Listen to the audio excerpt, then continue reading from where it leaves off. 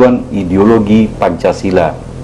Ini telah banyak diprotes oleh tokoh politik dan juga ulama.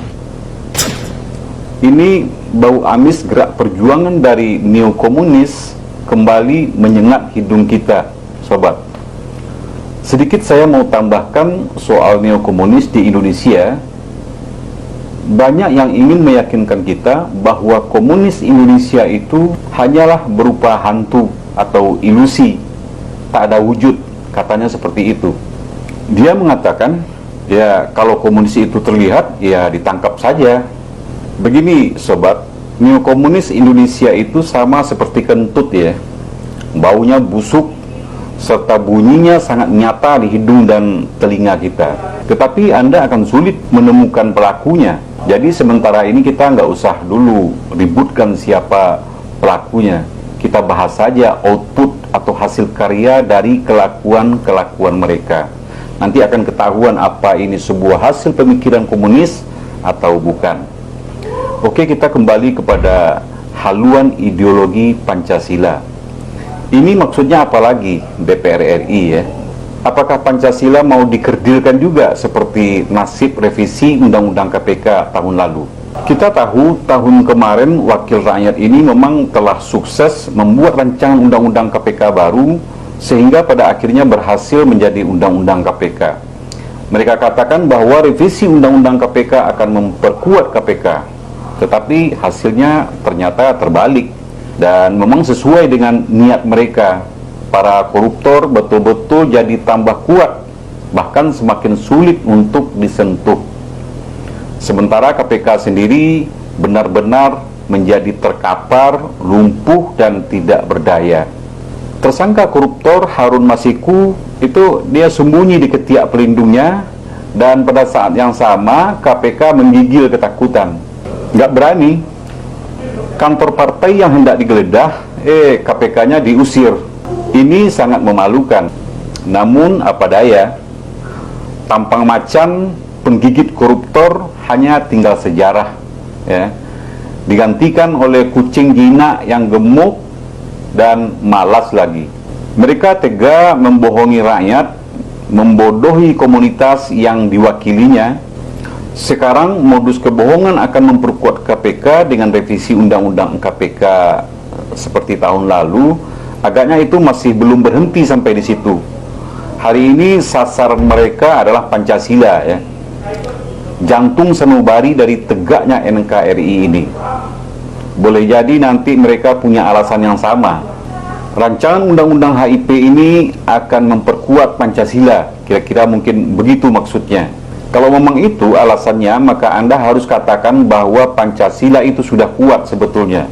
Nggak perlu diperkuat lagi seperti yang mereka lakukan kepada KPK tahun lalu. Tetapi kalau maksudnya memperjelas makna dari butir-butir Pancasila, kita harus katakan juga bahwa seluruh dari teks kelima sila yang sudah sangat jelas maknanya tak perlu diperjelas lagi. Tetapi kalau mereka bermaksud ingin membelokkan haluan dari nilai-nilai Pancasila itu kepada haluan atau arah yang lain, maka kita semua harus menolaknya. Sobat, mengganyang Pancasila dan menjungkir balikkan nilai-nilai Pancasila melalui sebuah rancangan undang-undang adalah perbuatan makar konstitusi. Makanya harus dilawan. Umat wajib mencegahnya. Jujur saja, kita dan banyak orang saat ini sudah tidak percaya lagi kepada para wakil rakyat yang kerjanya selalu menyakiti hati rakyat. Selama ini mereka sama sekali tidak mampu memperjuangkan orang-orang yang diwakilinya. Yang mereka perjuangkan hanyalah perintah-perintah dari partai. Karena mereka memang adalah wakil partai. Jadi bukan wakil rakyat. Mereka yang menyebut diri sebagai wakil rakyat yang terhormat ini ternyata tidak lebih dari sekedar pion-pion partai politik. Sementara elit parpolnya menderita dahaga yang berkepanjangan, haus kekuasaan. Makhluk-makhluk inilah sebenarnya yang mereka wakili.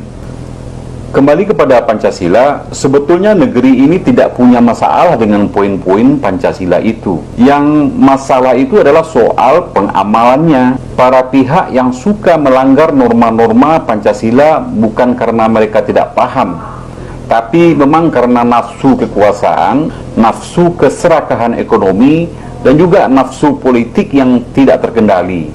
Coba kita perhatikan sila pertama, ketuhanan yang Maha Esa. Ini kan sangat jelas maksudnya, bahwa negara ini menghendaki agar seluruh anak bangsa ini berketuhanan, taat akan agama yang dianutnya. Sehingga penghalang pertama seseorang berbuat kejahatan itu justru muncul dari dalam diri setiap orang. Mereka takut dosa. Alhasil apa yang terjadi? Pekerjaan polisi dan penegak hukum lain pasti bisa jadi berkurang. Tetapi sebaliknya, suka berbohong, menipu suara rakyat, atau mencuri uang negara, ini jelas mencerminkan bahwa orang itu jauh dari sila pertama, ketuhanan yang Maha Esa itu. Mereka tidak takut dosa. Terus sila kedua, kemanusiaan yang adil dan beradab. Apa negara ini sudah mengamalkan sila itu? Ataukah kalimat ini hanya sekedar kalimat, tidak jelas maksudnya? Bagaimana penguasa mengelola soal kemanusiaan? Apakah korban yang 700 petugas pemilu tahun lalu itu bukan termasuk soal kemanusiaan? Soal keadilan? Ada tuduhan makar, tuduhan teroris kepada orang-orang yang mati terbunuh tanpa pengadilan. Apakah keadilan itu sudah dihadirkan? Apakah pelanggaran Undang-Undang ITE itu hanya berlaku bagi umat Islam yang kritis saja? Semua pertanyaan itu tidak bisa dijawab dengan hanya menggodok rancangan Undang-Undang HIP. Tetapi tidak bisa juga dengan selalu berkoar-koar dengan mengucapkan saya Pancasila. Tapi satu-satunya cara adalah mengamalkan Pancasila secara jujur dan konsekuen. Kemudian sila ketiga, persatuan Indonesia. Hari ini masyarakat anak bangsa telah terbelah menjadi cebong dan kampret. Lagi-lagi ini ulah siapa coba? Siapa yang doyan mengadu domba rakyat sesama rakyat atau rakyat dengan aparat? Kita teruskan kepada sila keempat, kerakyatan yang dipimpin oleh hikmah kebijaksanaan permusyawaratan perwakilan. Nah, ini sila yang keempat ini masih eksis apa tidak dalam sistem kenegaraan kita? Faktanya, saat ini justru demokrasi liberal yang diamalkan dan sekaligus telah meluluh lantakkan rasa persatuan kita. Siapa makhluknya yang telah menancapkan racun liberal kapitalis ini ke dalam konstitusi kita?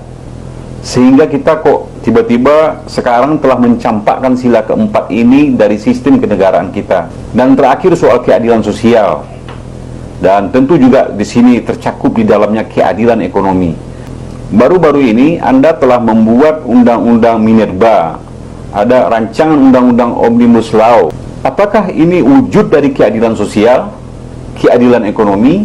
Bukankah semua orang memprotesnya? Rakyat menolak, buruh mendemo. Tetapi ya sudahlah, Anda memang bukan wakil rakyat. Anda sebetulnya bukan wakil kami. Sekarang jawablah semua pertanyaan itu. Maka jawabnya bukanlah dengan cara menggodok rancangan undang-undang HIP, tetapi membangun semangat mengamalkan Pancasila secara jujur dan konsekuen. Pancasila itu bagi bangsa Indonesia sudah sangat sempurna. Jadi tolong jangan diobok-obok lagi. Nanti rakyat akan marah betulan. Kalau sekarang rakyat mungkin masih takut ditangkap, takut ditembak. Tetapi kalau sudah nyampe ke ubun-ubun, nanti semua orang bisa jadi marah.